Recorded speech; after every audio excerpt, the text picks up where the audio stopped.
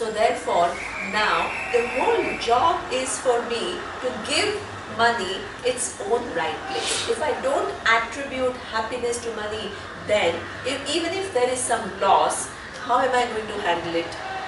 Because I understand it is not detrimental to my happiness, it is a resource that I am missing out on. My capacity to handle the loss is going to be what? Automatically much more, because I have not given it the value that it doesn't have. Okay? So that means seeing every object in the same, in a light of what it can do for me and what it cannot do for me. Relationship is exactly the same. Most of our suffering comes from relationships. Right? Human relationships is probably one of the most complex things. If you know how to crack human relationship, you are really a successful person. Okay? This is again the same problem. Okay? I attribute to another individual my happiness. No human being is able to what? Satisfy all my needs is a fact. No human being. But at this time of this love and this and that, what happens? There is such a over kind of, you give over value to that person. And because you give that over value to that person, there are so many other complications. The minute you give over value to your person, that means you think that my happiness is going to come from this person. Then you feel that now if my happiness is going to come from this person has to do exactly what I think should be done. So that means there starts what? This whole thing of control. The more you love the person, more you want to control that person to be the way you want to be, you want that person to be. How? And the other person is trying the same to control you, and you are trying to control the other person. What is going to be the relationship? Demands, control.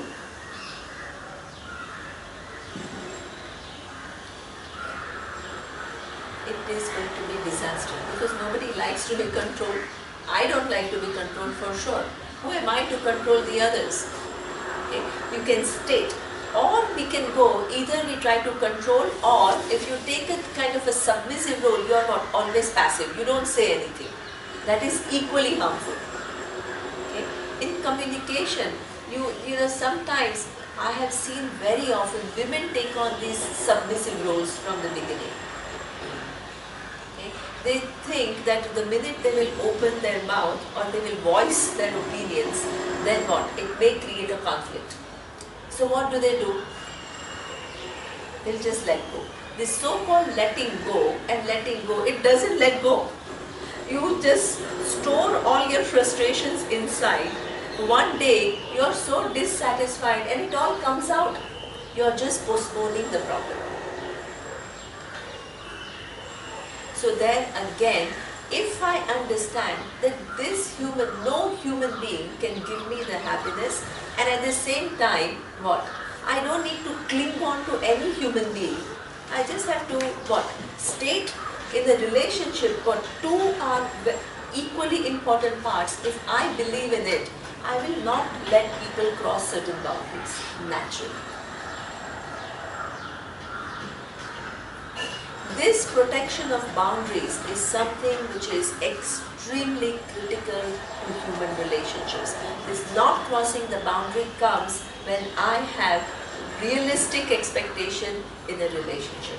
If I attribute all my happiness to that other person, then what? After a while, when that person does not satisfy all my needs, then same person becomes what? Object of frustration. Then you complain about your spouse, you complain about your boyfriend, you complain about because what? So that means we move from overvalue to frustration. We don't know how to manage relationships. There is so much subjectivity that we all have. In relationship, you have to respect the other person, give that person the freedom. In fact, we went to this um, somebody's wedding and they had a Buddhist ceremony. Okay? And I love the fact that the monk was saying, Buddhist monk, Rinpoche, he was saying that for us, the marriage is not what? One person binding the other. The purpose of life is liberation, nirvana. Okay? And each one helps the other person, okay, for their liberation. Beautiful. You help each one, what? You nourish each one so that the person is free and the other one is free and two are whole, and not what you control and you try to, dependency. All this is something which leads to disaster. The whole, that reminded me of the Hindu ceremony. It's exactly identical. You go to a Hindu wedding and the purpose of life is seen as moksha. Moksha is liberation. Okay? And each one is seen as helping the other for that liberation. Okay? So you have to help the other person grow. That is really the purpose of two human beings coming together. Not to become demanding, dependent, controlling. These are all the outcomes of not proper understanding. You have to undo all of this. It takes time, it takes reflection. And all this is done at the level of buddhi. Okay? So this is your way to handle desires. Okay? Also what? Your angers and emotions. The final thing is, if everything in this world, nothing can give me the happiness that I am really searching for. People can give me this much and not more. Money can, and every resource can give me this much and no more. If everything can give me only this much and no more, and if I am searching for that self-fulfillment, where will I get it from? You still have to ask that question. That is another level of applying your buddhi.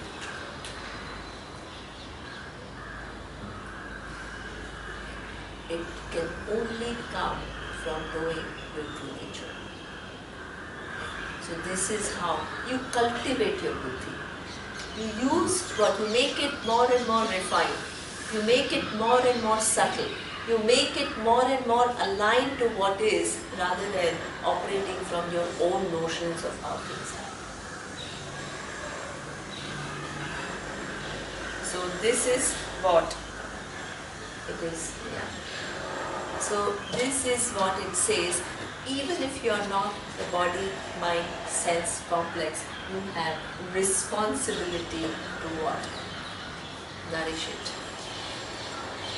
At all the three levels, you have to nourish it in order for this big vision, for you to own up to that big vision. Okay? So this is what it says, and these three levels of interventions, please remember, because it really is helpful in life. What are the three levels? One is at the level of senses, Okay. the second is at the level of mind. If the thought has come, just let it go.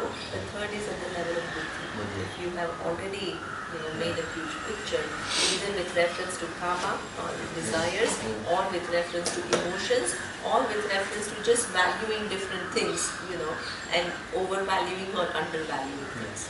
So all that you need to.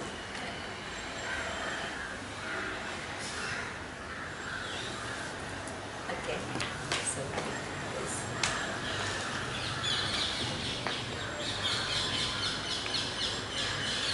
Om Purnamadav Purnamidam Purnat Purnamudachyate Purnasya Purnamadaya Purnameva Vashishyate.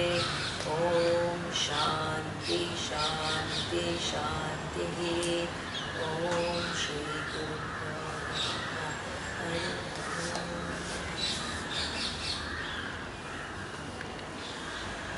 Hanavavatu Sahanau Bhunaktu Sahaviryam Karavavahai Tejasvinavadhitamastu ma vidvishavahai Om Shanti Shanti Shanti.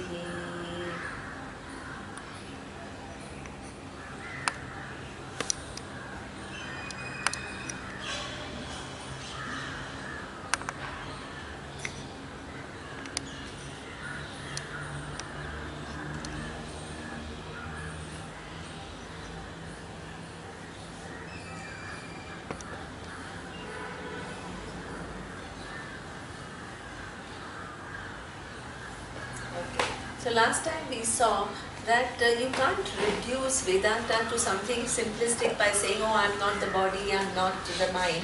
Because in fact, even if you're not the body and mind, you need a healthy body and you need a sharp mind to understand what Vedanta is doing, talking about. Right? So there was an analogy used saying that you have come on this earth and then there is a chariot which is equivalent to a body. And then there are five, in that chariot, there are five horses, so those are five sense organs. Then you have reins, which is the mind, and then you have a sarathi, the charioteer, and that is your intellect, right? And you have come on this earth with this instrument, and you have to now figure out what you want in life, right?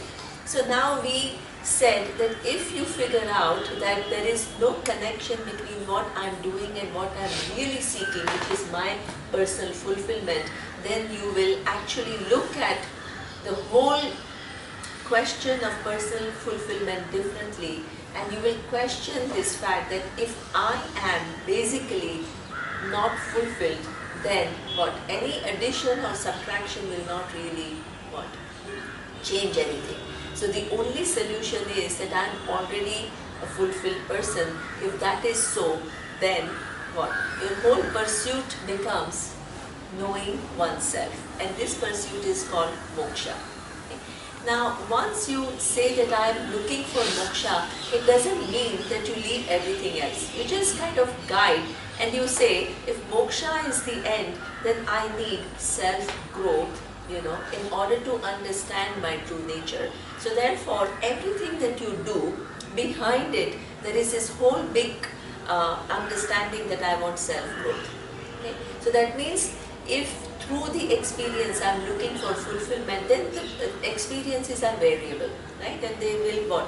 So if things happen your way, you are up. If things don't happen your way, you are down.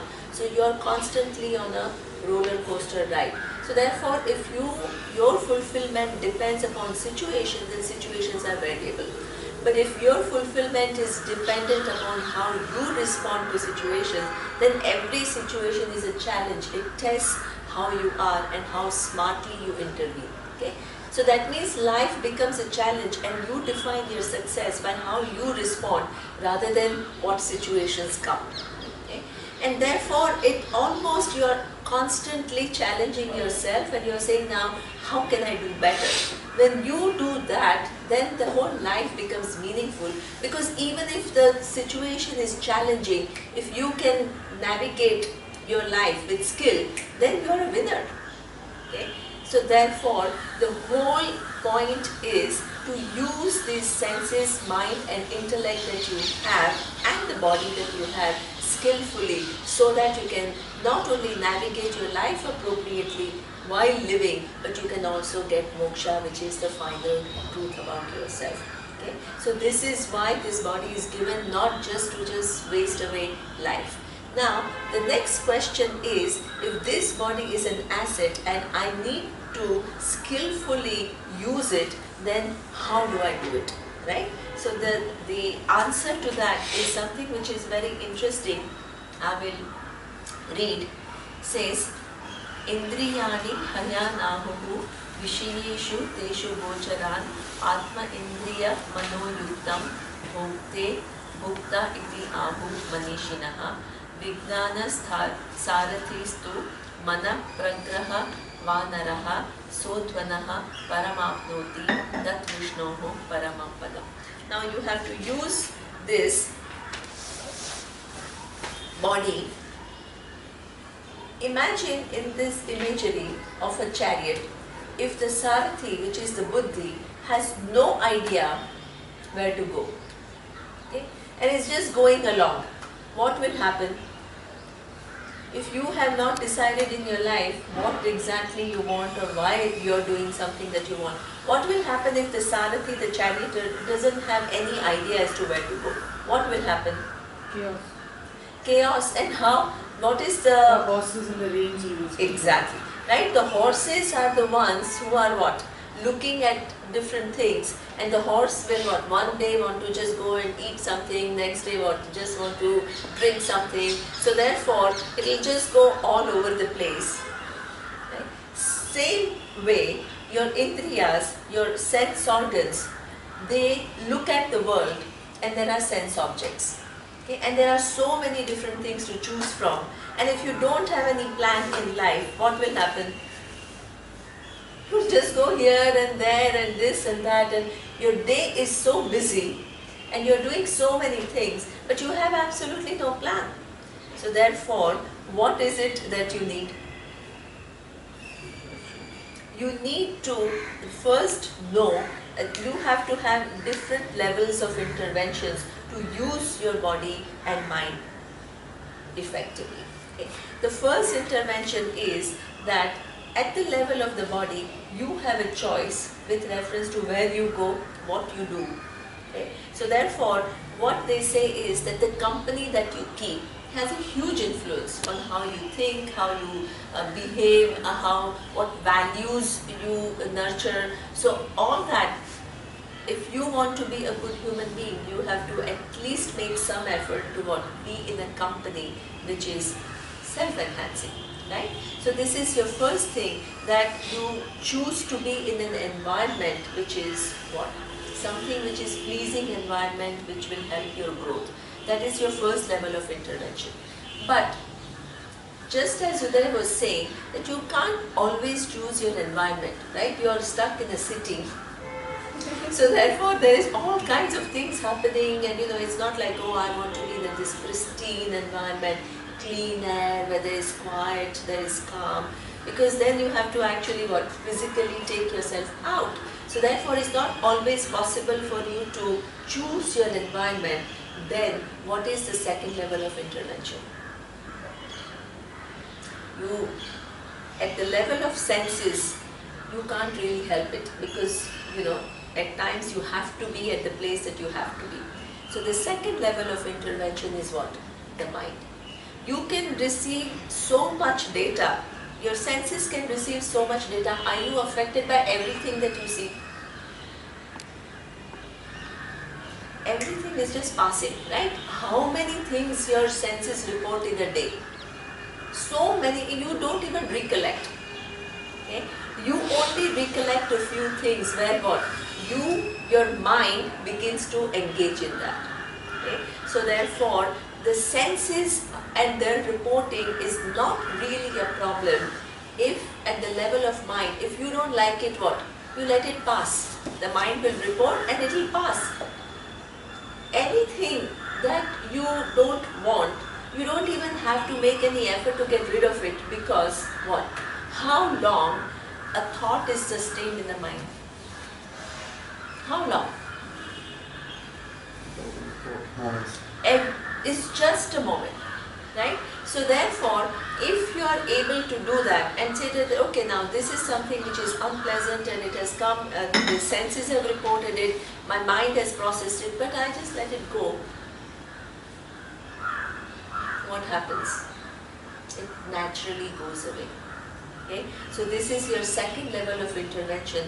Where is the problem? The problem is not only the mind reports it, but we make a huge story out of it. Okay? We reinforce that given thought with so many other connected thoughts, and we create a huge picture, and what happens? We get totally identified with this big picture, and all our responses are not just in keeping with what that one little situation is outside, but this huge big picture that we have created, giving some strength to our thoughts and building on those thoughts. This building up is one of the biggest, in fact all our suffering doesn't really come from what we see or what we hear, it comes from this whole mental build up. Okay? And this is why 5 people can go through similar situations in life and they can have a very different response depending upon what? What is the inner story that they are telling themselves? Okay? So therefore, this is a second level of intervention that in fact you don't have to do anything, you just let the mind, don't identify with that given thought and build it up. It will pass. This is the second intervention which is possible. Okay?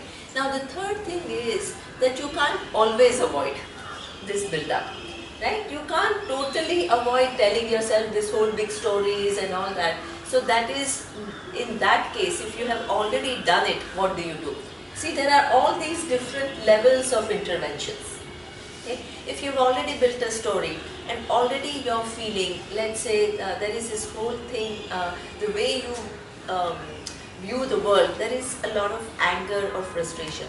Where does anger come from? Where does frustration come from? Getting what you want. Exactly, right? So that means I will just tell you a little story to say that how on the dot you are.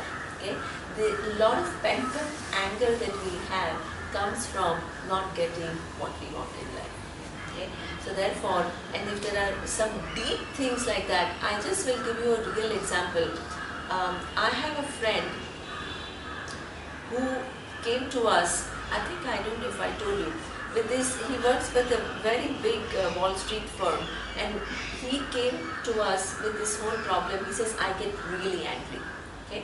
And he says that is something now that is very uncomfortable for me, and also it's detrimental to my career because I'm unable to kind of, hold myself when I'm in a meeting. And he was he had a high position, so he says I have to hold myself and I have to conduct properly, but I have this whole big thing that when anger takes over, I just lose control. So he wanted to do something about it, so he came to us, and we didn't know what exactly was the cause of his anger. Okay? So therefore we just started talking, and we just started engaging in conversation with him. And he himself did not know what exactly was happening with him. Right? Over our conversation, we realized that when he was very young, right, there was this, he was a cricketer, and he was a very, very good cricketer. So he was selected for under 19 team to go to England along with Sachin Tendulkar, and so that level of, he was a bowler, he was excellent, right? Now, his parents were doctors, okay? And the parents got all very scared that, oh, if my son tries to be in national team, and suppose if he cannot make it, then what will he do? His whole life will be wasted. So they put so much pressure on him to say that, okay, you can do cricket, but let it be on the side, but you have to, choose a profession which is secure, which will give you a good job, or it will give you. So he came under so much pressure, he had to really give up something that he was so passionate about. Okay? So therefore, he had to yield to the pressure of his parents. He went to the US, he studied IT, he did extremely well, but all this something that you really want and you could not get, right? It's creating that deep level of anger and frustration. So, in a meeting or in any situation when people are not agreeing with you, what happens? The mind projects that you really want something, and what? These people are coming on the way. It's almost a subconscious process. Okay? So that means in a moment, it what? Makes a picture so big with this kind of a memory of things that you want, and somebody is coming on the way. This is the picture that he creates within himself in a matter of seconds. It's not like he's sitting and thinking or anything. It's almost an automatic process. Okay? And that becomes too difficult for him to handle. Now, the minute he recognized that now anybody who's opposing me is what? Triggering that deep level of dissatisfaction that I am carrying within myself, then what happens? Once you understand that this is what is happening, before you don't even know it. You're not even aware.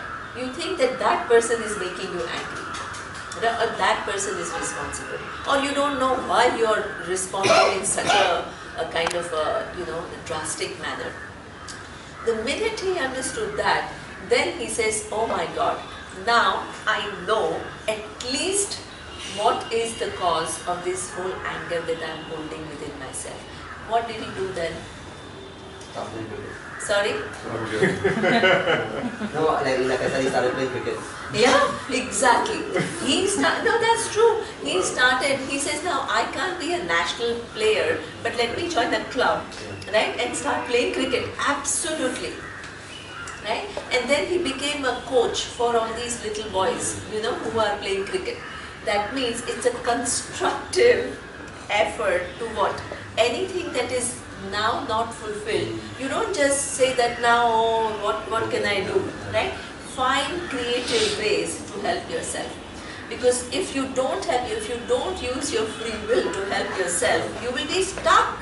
You can't get over some of the things, You have to use your free will. You can't get exactly what you wanted, but you can always channel it in that direction.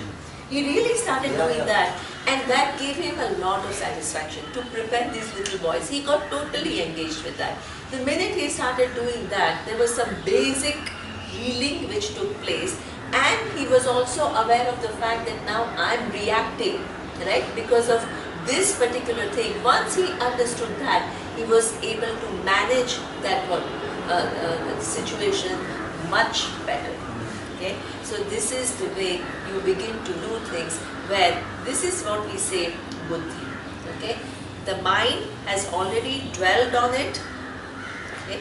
And there is this whole reaction of anger which has already occurred, but what are you going to do? You have still one more level of intervention, and that is buddhi.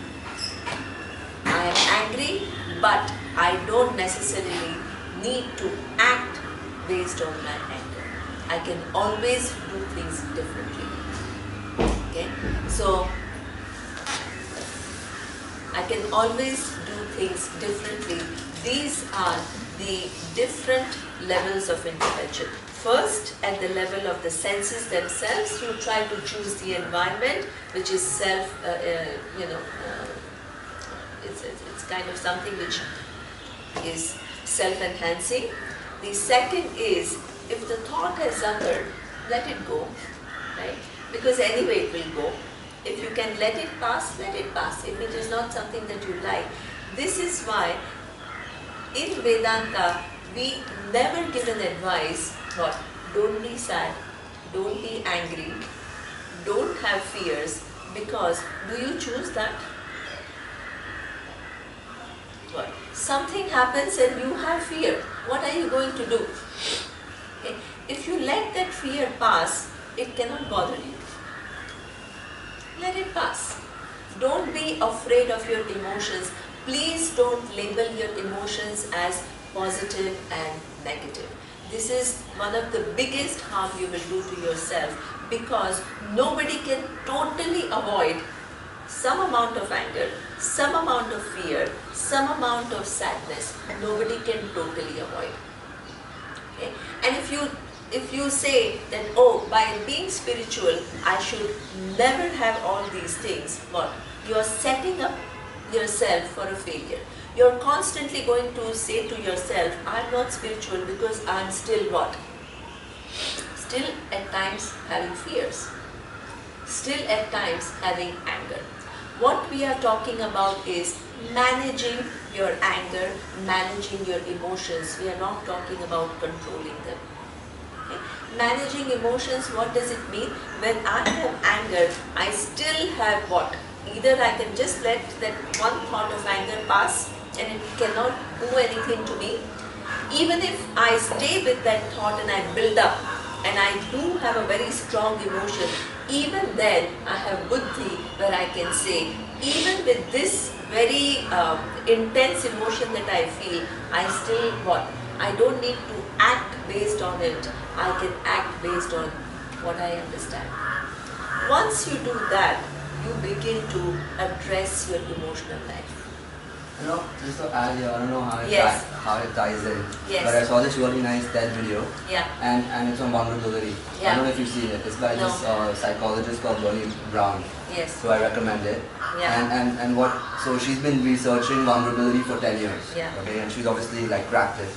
And what she says is that so as you said, we have positive and negative emotions, and very often we're taught in society or whatever we're trained in school to always like always kind of like sideline, like whenever you're fearful or you means like when we're hurt, you know, if we can get like rejected or different things, that we always bury that, we always numb that emotion. And what she says is that our bodies are not like computers. You can't put one program on and one program off. So if you start sending the neurological pattern, okay, I'm numbing this, like if you're fearful of something or if you're hurt about something and you don't want to, it's so like we bury it, we just numb it. But what happens is when we send that signal back to our brain of numbing it, a lot of the time we start numbing a lot of our emotions. So we start numbing happiness as well, and you become very numb overall. So what she says is that we should learn to process everything. Exactly what Vedanta says, right? It's okay to cry. Like it's okay to be fearful. And it's actually when you process these emotions, you actually let them go.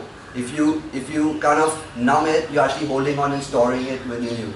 Like, you know, Vipassana, like you create sankharas. So like, but it's just self-experience for the last 3-4 months since I saw this video. I've been trying to process everything. Like, I do get hurt, I do cry, like I am fearful, I am insecure, but I accept it.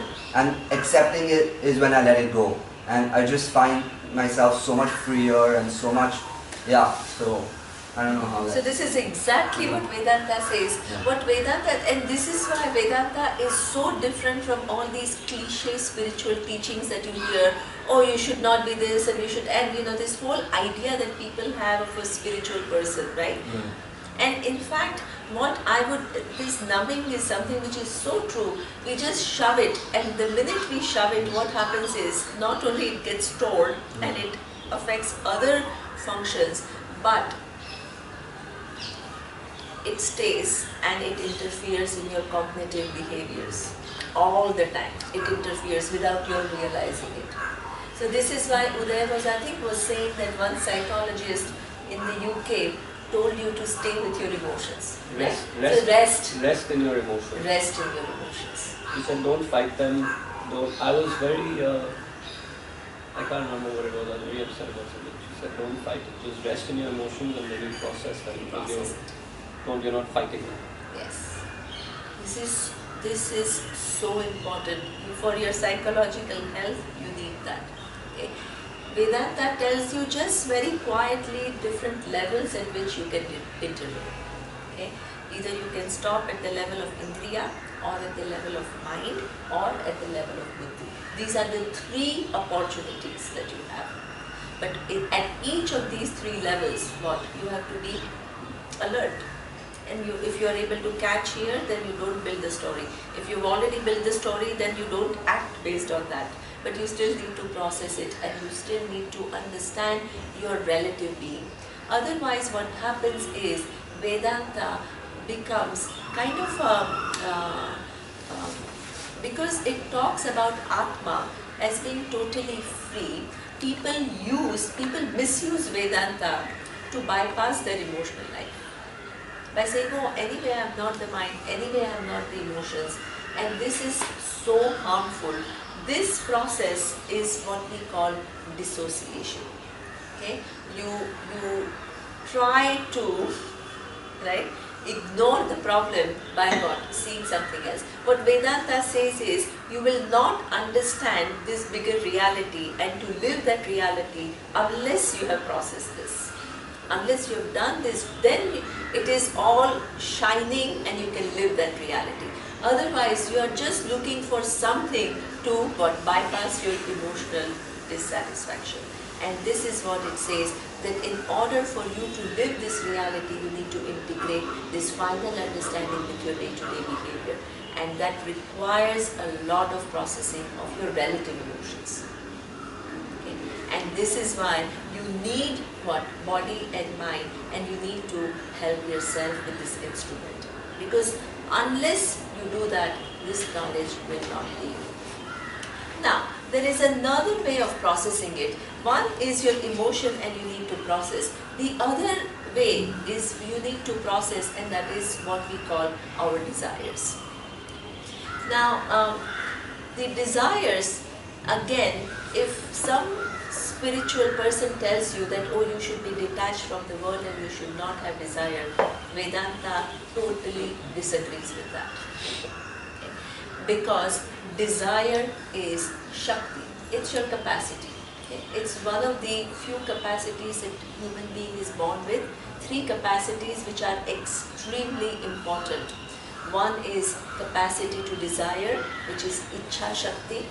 The second is capacity to know, Jnana Shakti, and then To know. to know. Okay. And the third is capacity to act, Kriya Shakti.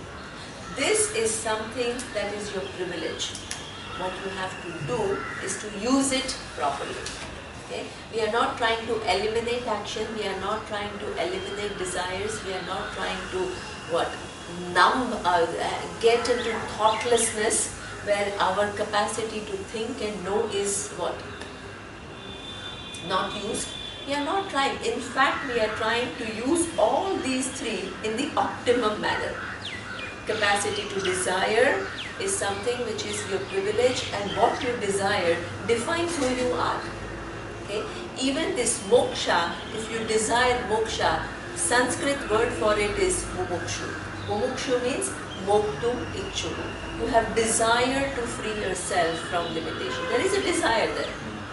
Right? Jnatum ichchuhu. The one who is desirous of knowing. Beautiful. You know, so many of your intellectual accomplishments come from your desire to know things, desire to improve, your desire to act. You can do so many things.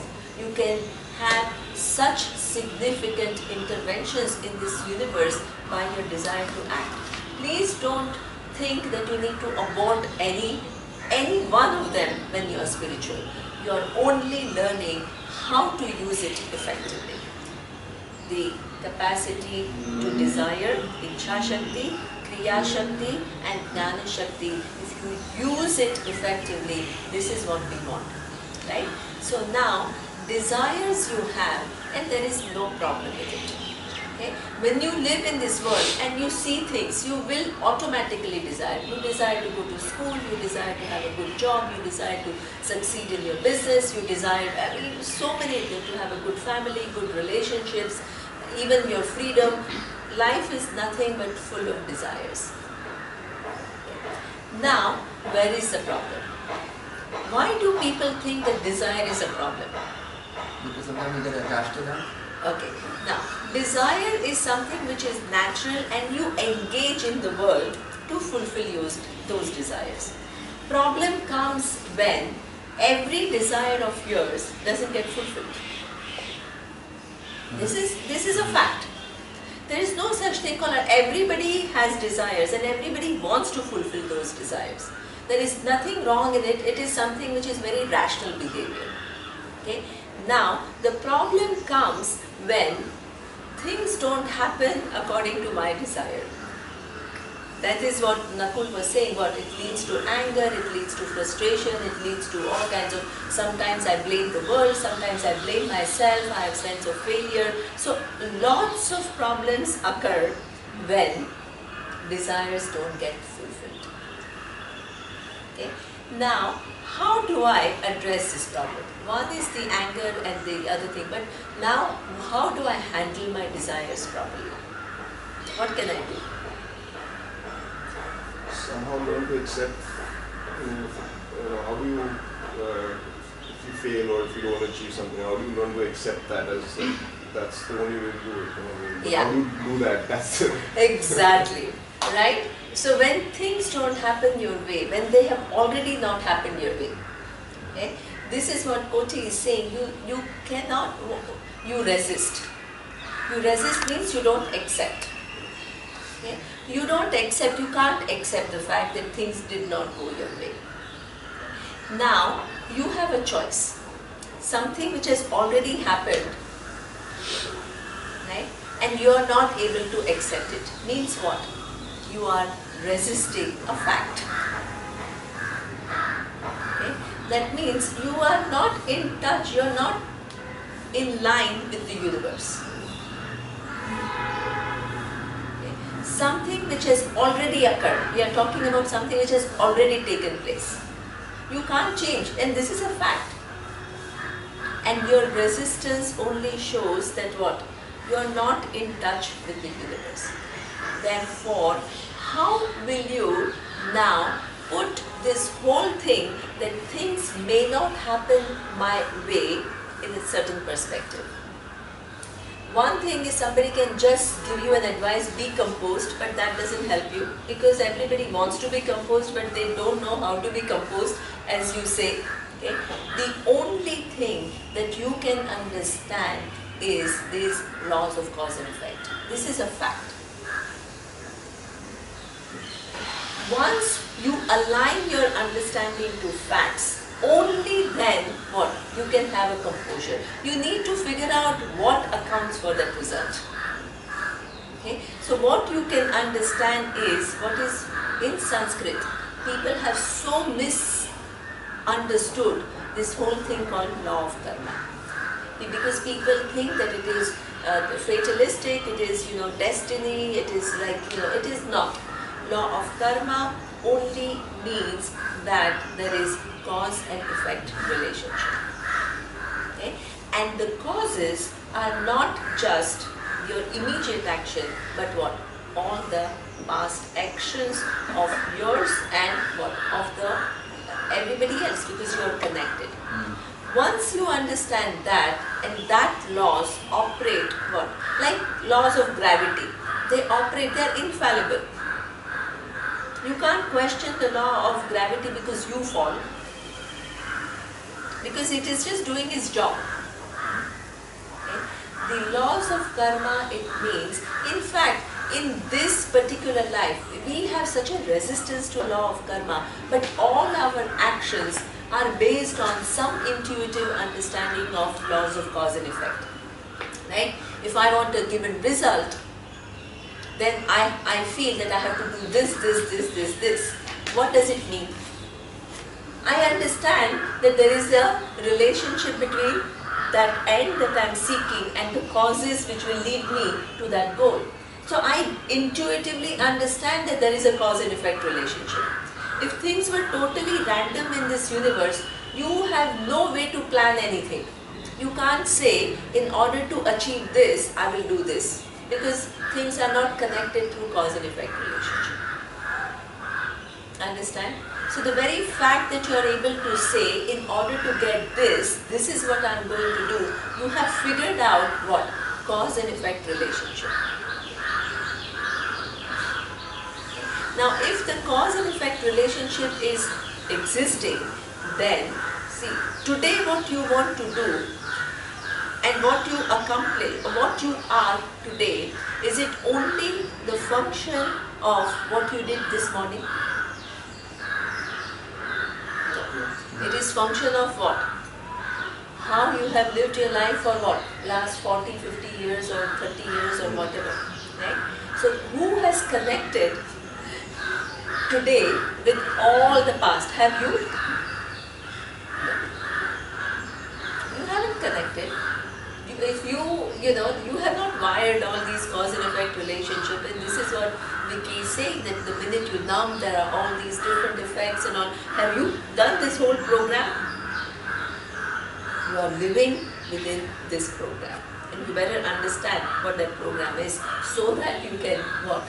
Live effectively. Once you understand that there are cause and effect relationships and there are laws which are taking into account, and the perspective of any law, is it 10 years, 15 years, 20 years? Any law that exists in the universe, does it have a beginning which is 50 years or 100 years? There is no such law like that. Okay? Laws come along with the universe. I have a question.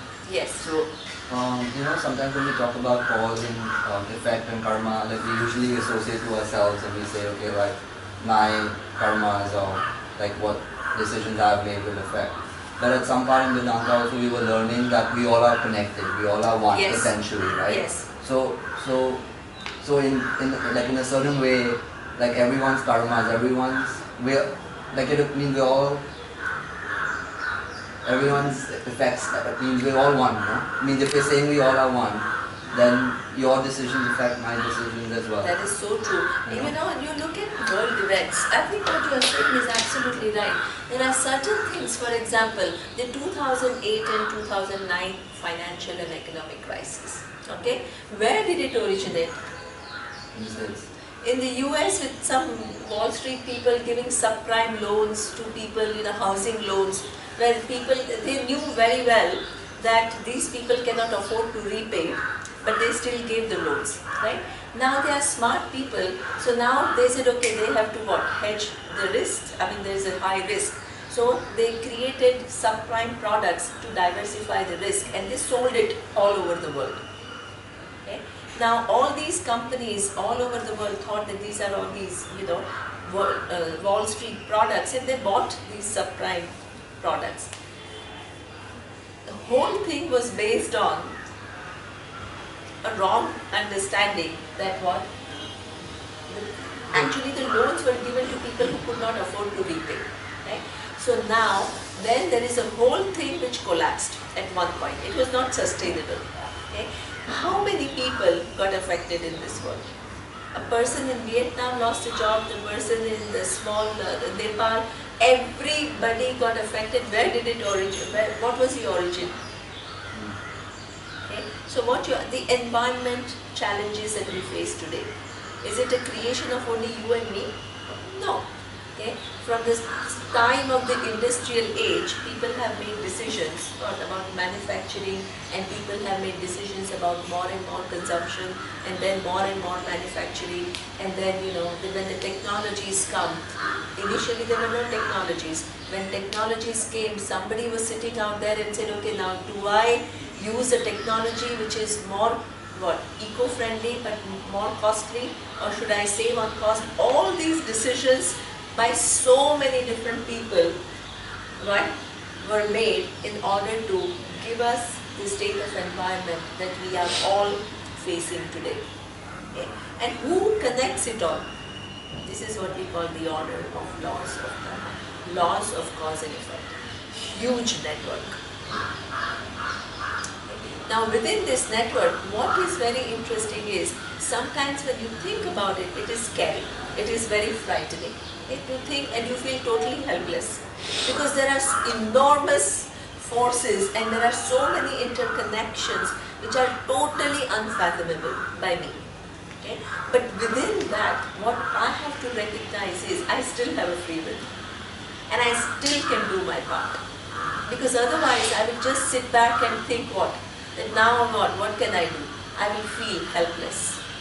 So the whole challenge of life is to understand that there are the laws which take care of the results, and they are just too big. I cannot understand it all, but I can still say that like any other law, laws are infallible. Once I say that, the immediate reaction when things don't happen my way is not to blame myself and blame others. What will I say is, if the cause and effect is working and giving this, and if I want the result to be something different, how can I use my free will to identify some causes which will bring me that result that I am looking for, rather than wasting my energy on self-blame and blaming the world. So that means you become less and less reactive, mechanical, and more proactive. So I think what you were saying is just that you've got to let your emotions sort of also materialize or process things. Yes. So sometimes when things don't happen, yes, there's an immediate thing, like you said. Some people get angry, some people cry, some people are upset. But at the same time, you're saying that we have to understand cause and effect also, yes, and do it. But the natural reaction is going to happen, and yes, then maybe obviously you will start putting that into place. You can't just say, okay, cause and effect, great, now I understood it, move on, next thing, and absolutely. In fact, you're so right. In fact, that cause and effect you also have to apply to your emotions. The emotions that you have today, they are also connected by cause and effect. Don't exclude. Don't think that because you understand cause and effect, you will have no emotion. In fact, every emotion is also connected through the same cause and effect relationship. That's why when you go to a psychologist, you go with a problem. Okay? What does a psychologist immediately knows that this child, right, is coming from this kind of a background because of, so that means what? The psychologist also tries to identify the cause and effect. And in fact, it makes you see why you're feeling like this. Okay? There is a reason for it. So when we talk about cause and effect, it is not only with reference to actions and result, it is also with reference to emotions. Then you are really integrating everything in your understanding of cause and effect relationship. Then you don't resist your emotions and at the same time you process them. And in that processing, the understanding of karma, how the world is not mean to you or not bad or not inimical, will also help to change the nature of your emotions over a period of time. So that means this is what we call reprogramming our psyche. It's a huge job. With new understanding based on realities, because otherwise you're not in touch with realities. What choice do you have but to realign your thinking and keeping with what is and use it effectively to help yourself? Because if you don't do it, what? Things will never happen. So this is what this whole thing of the body and the buddhi. So therefore, the desires, when they don't go your way, the first step is to understand that there are laws. Okay? And the laws are infallible in nature. But if I still want something, what can I do now? What? To identify some more variables and work proactively towards it. Okay? That if the emotions come, don't get totally carried away by the emotions and say that I can always choose to act differently. I don't need to victimize others because of my emotions. Okay? Because I have anger, but if I act out of that anger, what? I'm victimizing others. I can use my free will to say, let me not what? Victimize others. Let me deal with my emotions. This is the first way of dealing with your desires. Desires are not a problem if you can handle what? When things don't happen your way, then you can see it that yeah, things don't happen my way. I don't control all the forces in the universe. Okay. The second thing is in order to deal with desire is to know the fact that why not that desire not being fulfilled becomes such a problem, because I attribute a lot of my happiness onto that given object or that person or that situation or whatever.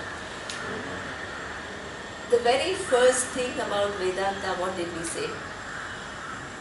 That itself, that people are what they are, situations are what they are, the objects are what they are, they have their objective value, but most of the time we give our subjective value to it. And this is why what? We cannot handle not having it. Okay? So for example, we gave a very simple example that the money has an objective value. We go from one extreme to the other. Okay? Either we say money is the only thing in my life and therefore if I lose some money I cannot handle it. Or then we say, oh, money is creating so many emotional problems, money is materialistic and it is useless. So we move from one extreme to the other. The whole trick is to give the right value to things, okay, as it is due to them. Okay? So with reference to money, what? It does have a value. You can't deny that it does not have a value. It has what? It gives you comfortable place to live. It gives you opportunity to travel and to know things. It gives you opportunity to learn, go to good schools and learn. So you can't just say, oh, money is used, or educate your kids, or if you have too much, you can help the society. You can do so. It's a resource. It is something which is very useful resource. Please don't try to think that it is useless or anything. Just use it effectively. Okay? So therefore, money has its objective value. Now, I think that by having more money, I will be happy. This one connection, what am I doing? Putting your happiness on something external. Exactly. So that means if this was true, that money gives me purchasing power, true. Money gives me an opportunity to learn and go to good schools, true. Okay? Money gives me a resource to help others, true. But money gives me happiness is something that, as Nakul says, I am putting a value onto this money which is not capable of giving me. Because if that was true, the richest person in this world will be the happiest person. Can you say that? Okay? Or all the people who are rich are really happy. You can't say that. Okay? You go into the lives of people, in fact you find equal amount of complications in everybody's life.